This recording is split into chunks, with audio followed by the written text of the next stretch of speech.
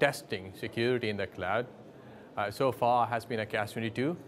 So what generally people tend to do is either go for certifications, right? So for example, you have 27001.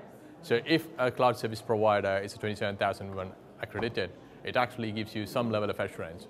And the other thing you could actually do is, if it's say a software as a service, is get a third party who do normally application security testing, do some security testing against it. These are the normal approaches that you will find in the industry. What I would say to you is much of a generation divide.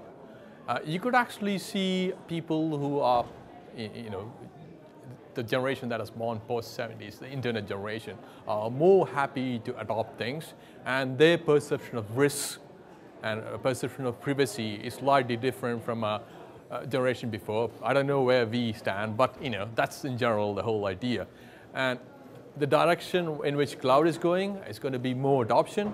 If you ask an audience the number of people who use Facebook, that gives you an indication of the adoption in general public. And when people start using it, the industry will be forced to use the cloud. And I see a future where there'll be more and more of the application residing in the cloud.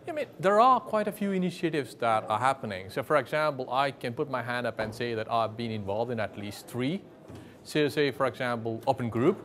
They have been involved in creating architectural standards around it. Then there's another body called Cloud Security Alliance.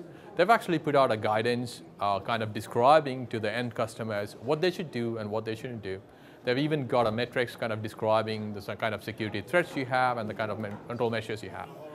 And then ISO standards. An ISO standards is in the works. So in probably 6 to 12 months' time, we should actually have an ISO standard kind of describing what security measures should be and what the standard should be for security in the cloud.